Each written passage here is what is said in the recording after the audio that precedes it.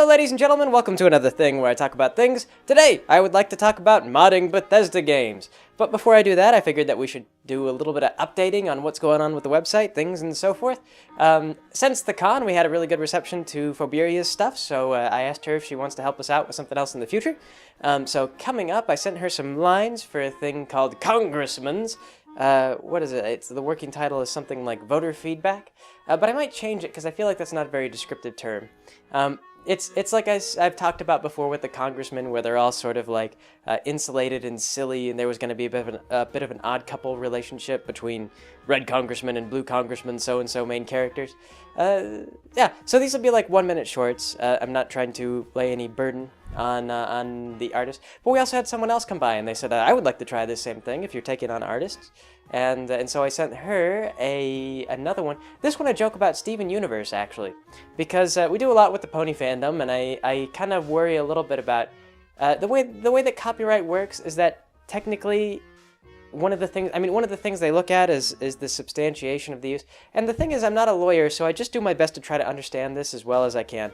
But I worry that if my whole YouTube channel is just dedicated to making fun of ponies and nothing else, that maybe it doesn't qualify for fair use. I mean, I don't know. Like, I justify the Mentally Advanced series is that each episode of the Mentally Advanced series is poking fun at some aspect of that particular episode, which makes it implicitly critical, which should make it parody, I think, as far as I'm aware. Unless, like I've talked before, if I ever got a cease and desist from Hasbro. This is one of these things, is when you look at law, like you look at... For my case, I'm not bar certified or anything, so I don't even really have a theoretical understanding of law. I just have whatever understanding of law I can cobble together based on what people who do have a theoretical understanding of law have told me, or in some cases a more experienced understanding.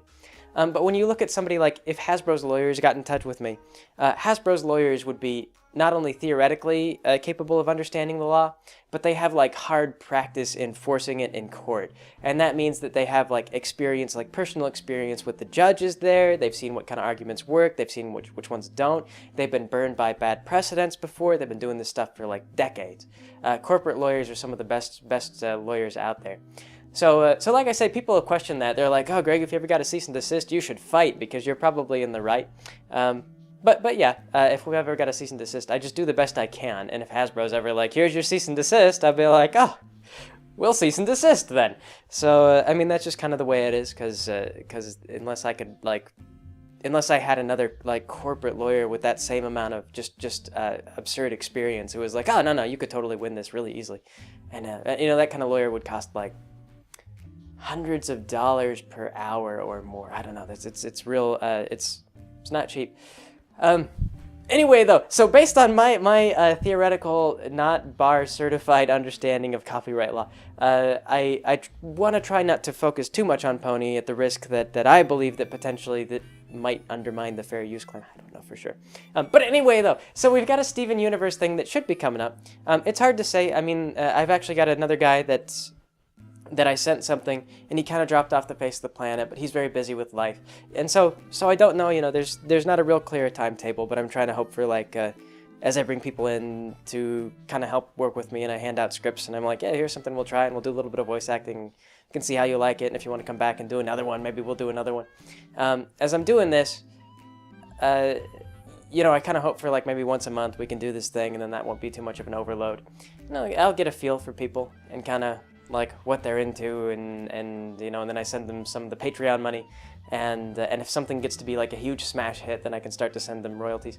As it is, though, you get like 15,000 views, and it's like $15, and I could pay like $15. I don't know. So it's YouTube money. YouTube money is chicken scratch. There's not a lot to it. But Phoberia, though, she's working on another thing, so hopefully that'll come up this next month, and then I've got another artist who's working on a thing, and that'll come up next month, and I just got word back from a third guy who is working on a thing, but he's way busier. I don't know, what's going on with him. Petterup's kind of in that same boat as far as being really busy goes. He's got some work done on Equestria Prime, or not Equestria Prime, it's a Banana Republic, but I think he... the catch is that every time he got a break, he was telling me, he's like, yeah, when I get home, I might have time for Banana Republic. I'll sit down and I'll work on it. He goes, but knowing my workload, probably they'll have a bunch of stuff stacked up for me to do. So it's a case of never enough time in the day anymore. But we'll see. I mean, I'll check in with him, periodically and just see, like, what's going on. Is there any stuff going on? And if he's up for it, it's a more relaxed situation than it initially was. Before, I was hoping that we could do the Banana Republic stuff once a month. But on that note, though, I'm picking up Flash. I mean, I've been learning Flash, and this is going all right. I'm still not really a very proficient artist, but with the Flash assets, I'm finding that I was promised that once I learn how to do stuff in this, that it will triple my production speed. And sure enough, I've gone from 10 seconds after 3 hours of work to 30 seconds in 3 hours of work. And not only that, but within those 3 hours of work, I've got a ton more movement, a little bit of animation. I'm hoping that this next episode of the Mentally Advanced series will be far more visually appealing, if nothing else. I do have to admit that going back and redoing episodes that I've already done, it creates a situation where I have to try to make up new jokes and not retread old material too much, which is a little bit challenging to do. So sometimes I'm a little bit like, oh man, that was a good joke the last time I made it. I can't make that joke a second time though. That would just be, that's poor form. So it's a little bit weird. You get in this sort of weird situation as far as writing goes. Anyway, so. Sorry there, got a little rush of nausea. I had a second caffeine pill today. Does some weird things with your, I don't know, caffeine pills. I recommend them as far as their quick effectiveness. I don't recommend them as far as, I worry a little bit about what they do to my health. Anyway though, so yes, that's what's going on with stuff. We're going to be a lot more productive with producing the Mentally Advanced series. And theoretically, what I'm thinking about now is maybe I'll stick to the schedule where I'll do the 1 5-minute episode every month. And what that'll let me do, though, is if I complete them early, like it takes me 2 weeks, 3 weeks to get these things done every single month, then that means that I've got extra time to work on extra projects. And so I'll stack things up, and then for the big finale stuff, like, oh, I've got the gala, or we're going to do a flashback. I always plan to do a flashback back to the first 2 pilot episodes. So when we do that, I'll have time, because I've got a thing, like a backlog all stacked up, and I'll have time to go back and make those kind of bigger and grander, and then work on more assets and make things all more exciting and all that fun stuff. So that's one thing that I could do, and potentially though too, if I get really good, if I do 2 episodes, one episode a month, then I could maybe work on something else, and who knows, maybe I could even get some assets from Pederep. And potentially, I mean, if I were to get the base puppets from him, or if I were to get some base puppets, or just him, if he just drew out some stuff and I was able to make puppets based on what he drew out, potentially I could keep going quite a ways with that. I mean, and then he would provide the background. I have to pay him for the background. Who knows? I don't know. There's potential. But that's where we're at with things. Anything else as far as updates go? Oh, yeah, that's right. I met Dr. Wolf while I was at BabsCon, and we talked about doing a collaboration sort of thing. He wanted to have the Mentally Advanced parody Twilight Sparkle come in and sit in for a therapy session with Dr. Wolf. And so he asked me, I sat down and Skype with him, and he asked me, he's like, how do you see this going? And I said, oh, well, Twilight would be the worst possible patient. What she would do is she would come in, having already researched everything that she thinks could be wrong with her, and she will tell the doctor exactly what kind of treatment she needs and how he should proceed. And she will belittle and condescend to him if he does not agree. I know that these kind of patients exist. I know that they are just absolute hell for a doctor. So we went on, and it's going to be a good 10 minutes or so, maybe, of stuff going on.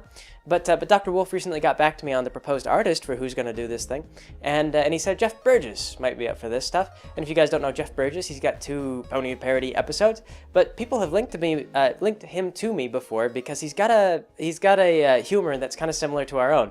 He's got 2 of them. The first one is Rainbow Dash Goes to Court, and he's just got this very stupid Rainbow Dash kind of arguing really against her own best interest. I can't remember exactly. I think Twilight was the one suing Rainbow Dash, and so Rainbow Dash hired Twilight to be Rainbow Dash's lawyer because Twilight's the best at law as far as Dash knows. So it's kind of like a self-defeating. The whole thing is self-defeating. And then they've got another one where Twilight is sitting around and they're trying to at a restaurant and they're trying to order burgers or something like that. and Twilight doesn't know it. You know, she has like a weird social breakdown. But his art's very kind of messy, and so I felt like his humor was close to mine, and his art style is really messy, and so maybe a kindred spirit. So he was like, yeah, so he might be a potential artist. And I was like, yeah, send him a message, see if he's up for it.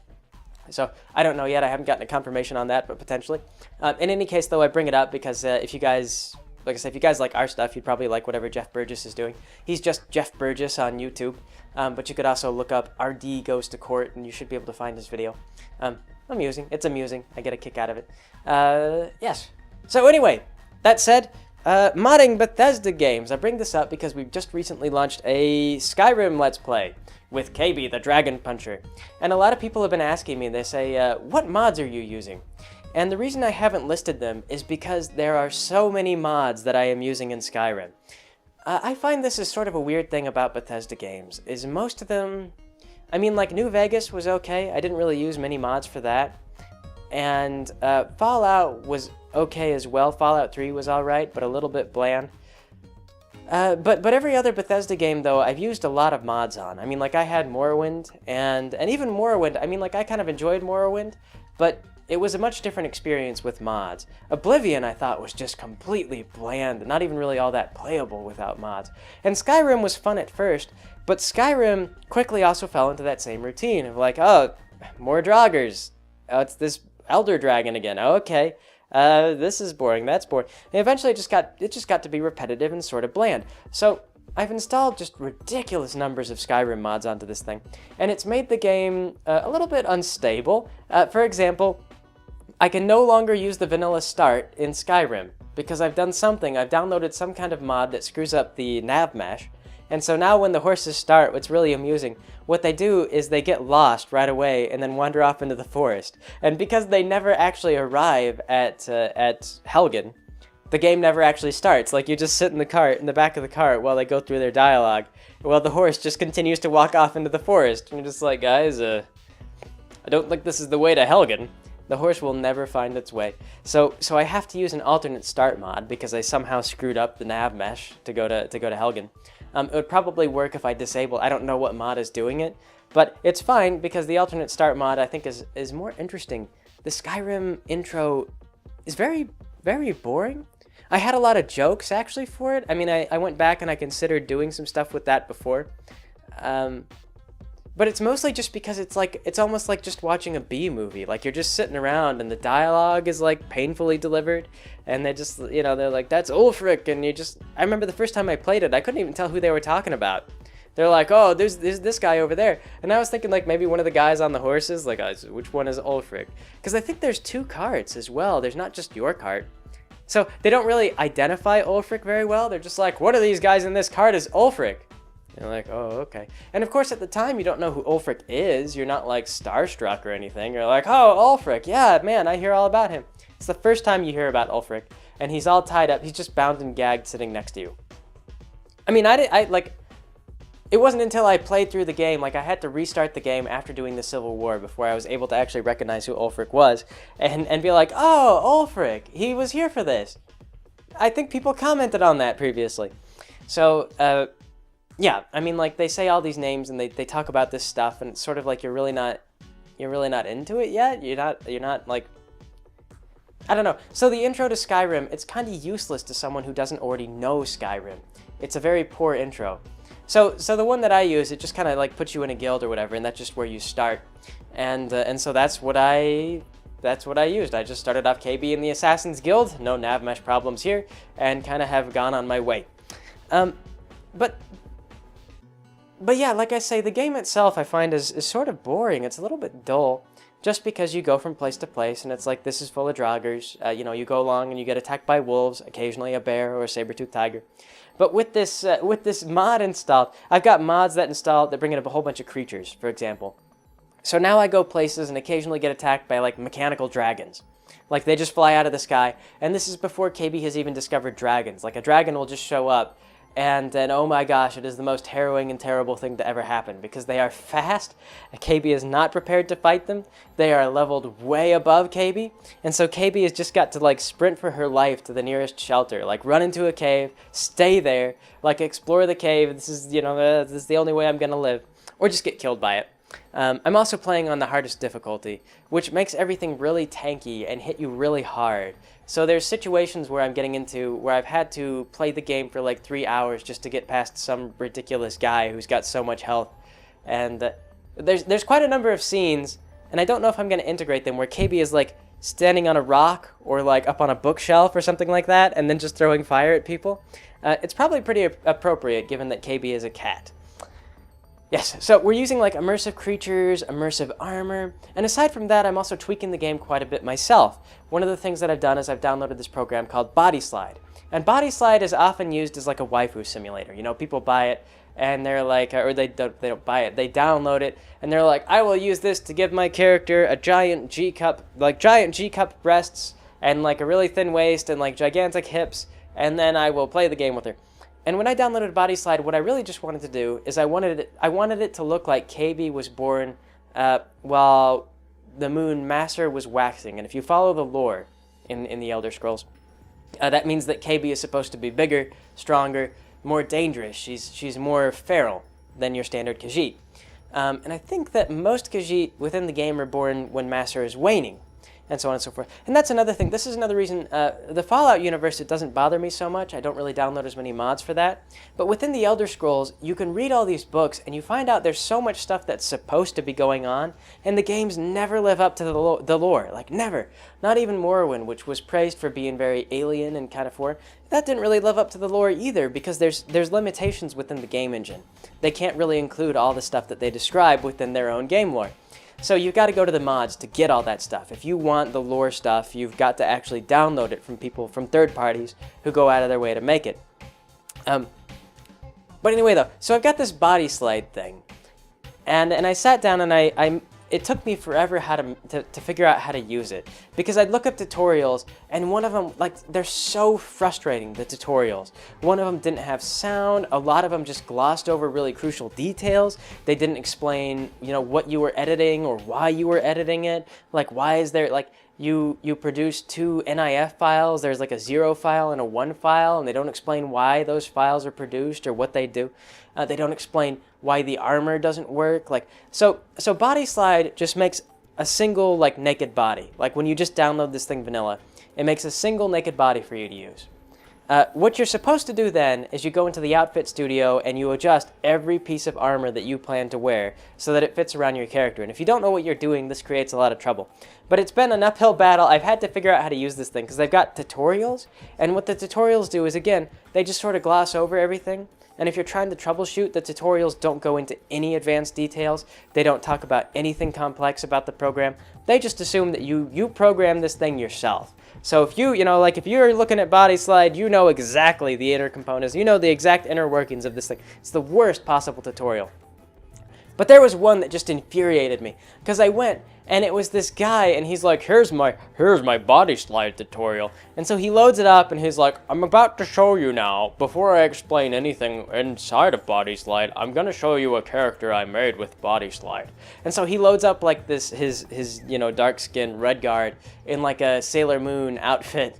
And he just takes off her clothes and she's like stark naked, of course, because you can optionally have underwear if you care about dignity, but this guy was just like, no, she needs to be stark naked. So he just takes off her clothes and she's stark naked. And of course he's got, I can recreate this character as he made her. He put the breasts all the way up to 100, he put them all the way to maximum, he put the hips to maximum, he put the waist to minimum. This is his character, that was his waifu, and so he ran around with her for like 15 minutes, like showing off the jiggle fit. He downloaded like the jiggle physics mod, so he was making her like jump around. He's like, this is her, she's so beautiful, look, I will make her breasts bounce, I will make her butt wiggle. He like ran her into the water to show the swimming animation. I was just like, God, I'm trying to learn Body Slide, you jackass. I don't care about your waifu. So he goes through all this, and then he gets to the end, and for the Body Slide tutorial, all he does is goes, okay, what you do is you load up Body Slide and you adjust the sliders, and then you hit build, and then you get your Body Slide. And so that was it. he explained the most basic thing. And then I went back and I looked at it and I watched him. When he takes off that Sailor Moon outfit, I'm pretty sure that the Sailor Moon outfit wasn't tailored to his new body. And he completely missed the point of the program. Like, he didn't even realize that he hadn't fixed any of the outfits to fit his stupid body. So he had the base body, and whenever he made the character get naked, the body slide thing worked. But because of the way the game functions, body slide doesn't adjust your outfits. You have to manually do that.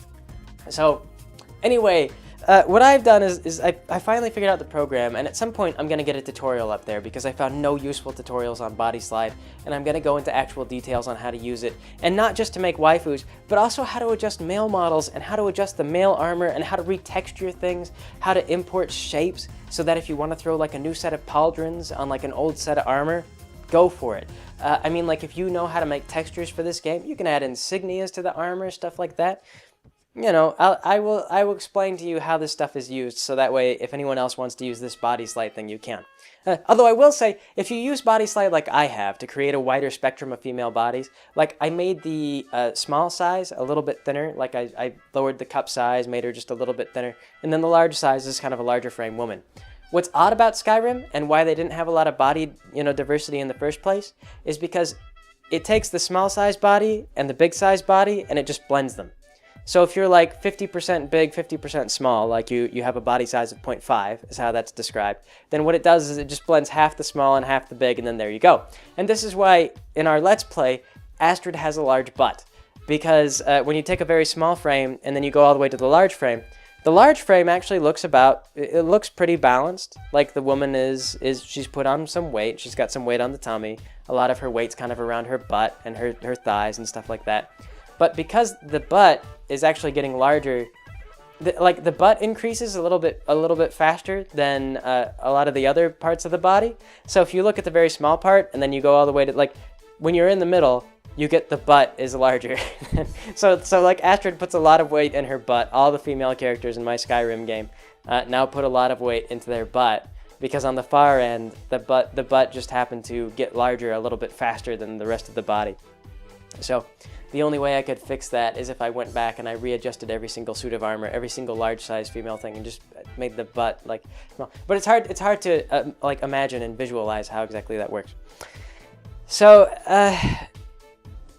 yes, so some of these mods are things that I'm making myself. Like, for example, I've also got a special KB mod that I'm using, and what the KB mod is going to do is it's gonna introduce a couple retextured, like, gauntlets and stuff like that, which I can use as claws, because as you play through the game, you find that even though your character might be unarmed, like the Khajiit will swipe with their claws, like with their bare hands, but if they're wearing gloves, you'll see it'll look like they're just, it doesn't look very practical. So what I'm going to do is I'm going to add, like, steel claws, ebony claws, these various claws, and they'll be gauntlets.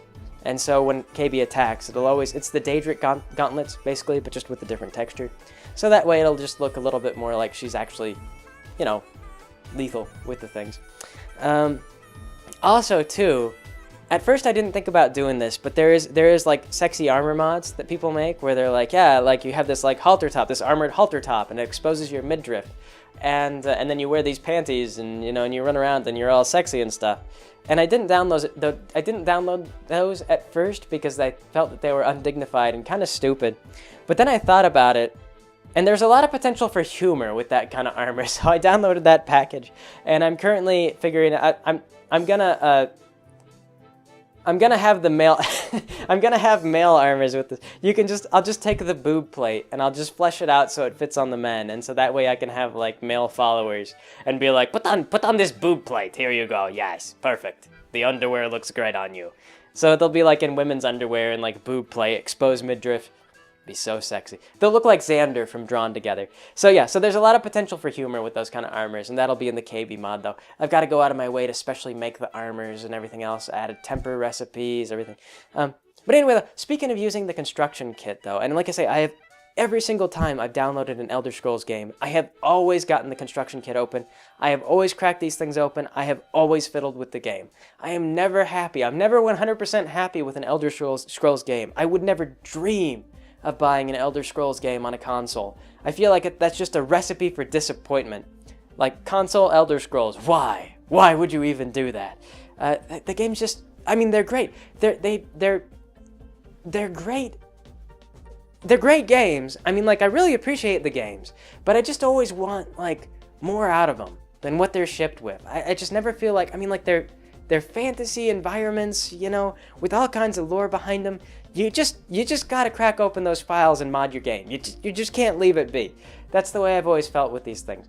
I mean, this went back as far as Morrowind. Morrowind was, I think, one of the first Elder Scrolls game that I ever picked up, which in some people's eyes makes me just a pleb. This is not good, but it's the truth. That's the way it is.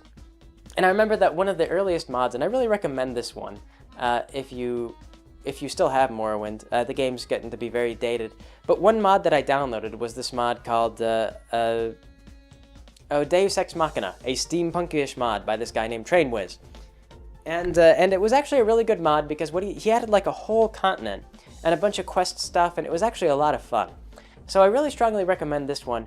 It was buggy as heck, but it was a lot of fun because it added a bunch of different things to do and a couple scripted events, and also made it to where all these little things that you normally don't have to worry about, like night vision.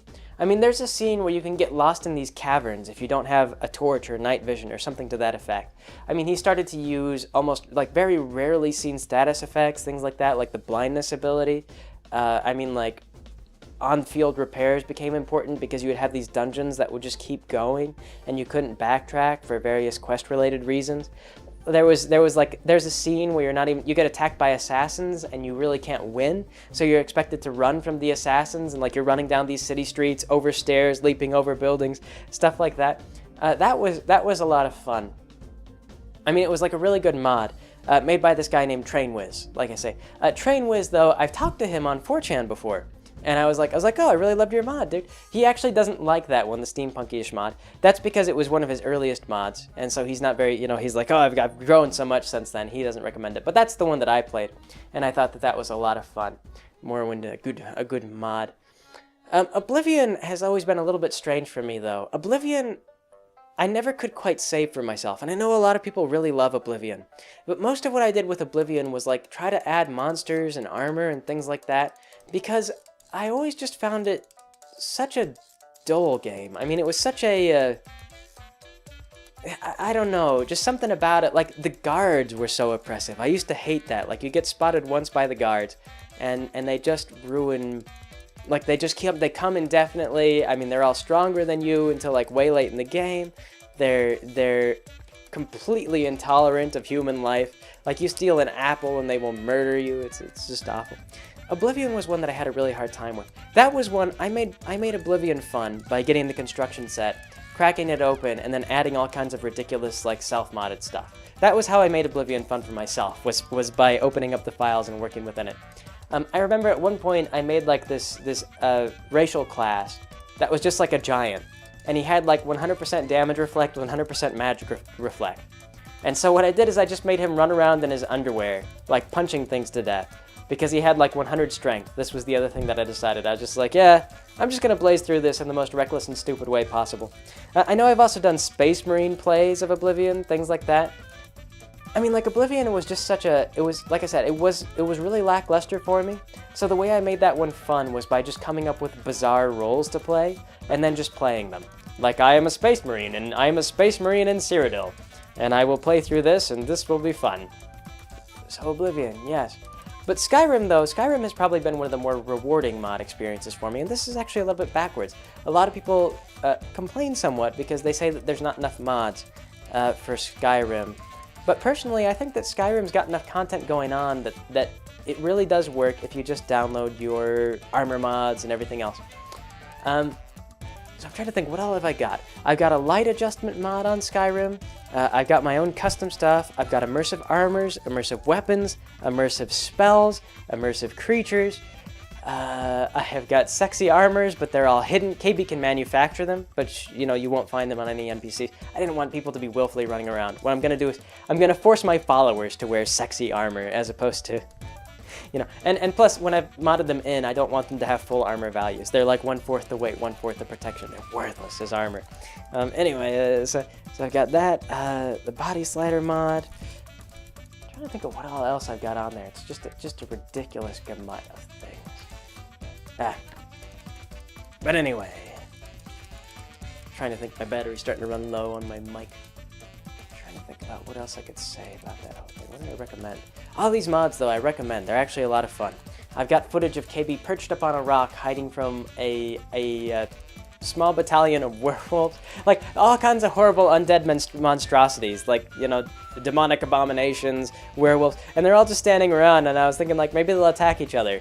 No, they're all classified as undead. They're friends with each other. They're not going to attack. They're just going to kill me. So, that's kind of fun. It increases the difficulty of the game.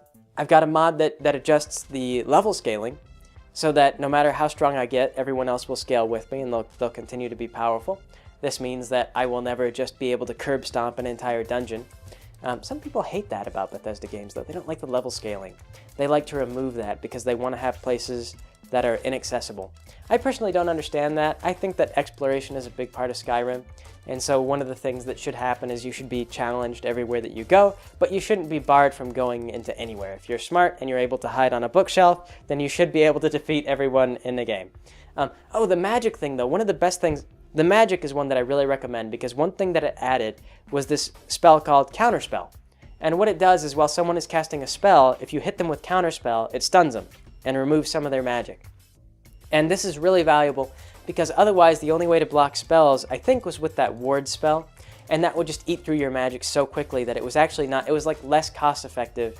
The ward spell was less cost effective than casting spells, so it would only protect you for long enough to just waste all your magic and then get you killed. I mean, like, before downloading this mod, I used to have to use just electricity, and I would just try to shock the other guy. Like, it was just a matter of... It was a battle of attrition, and like, my worst foes were storm mages, because they would throw lightning right back. So it was always a matter of, like, who will run out of MP first? Oh, it's me. I have to run now. So this counterspell thing is a whole lot more practical, and it makes a lot more sense. Like, boom, you're stunned and you lose some magic, and I'm gonna hit you. So, yeah. There's a lot of really good mods, though. I mean, even for Oblivion, I didn't dabble as much with Oblivion, but I know there's a lot of good mods for that as well. And Morrowind, of course, has just got tons of them, because Morrowind's been around for a while, and so people have had years to develop all kinds of different mods for them. But yeah, I think Bethesda games, they're really best on the PC. I know they're out there for console, but I would never buy one of those games for a console. Always mod Bethesda games, even just a little, just a tiny bit. I mean, you know, just get those little things that you like. I remember in Morrowind, I downloaded the Cain pack. There was like a Legacy of Cain pack, so you could potentially play as Cain. But what I did is I downloaded his hands, and then I turned them into gauntlets. And then I was really happy with that, because I had a character who ran around and he had Cain's hands. So he had like the claws. And if you wore them with like robes on, then it looked like he was like, you know, vampire hands. And I don't know, I was happy with that. And then you could enchant Cain's hands, and they would become like, this is the enchanted, it throws fireballs. So, yeah. But anyway, though, modding Skyrim, news updates, so on and so forth. I think that's it. Like I said, I'm running out of batteries. So that'll be it for today, I guess. I will catch you guys later.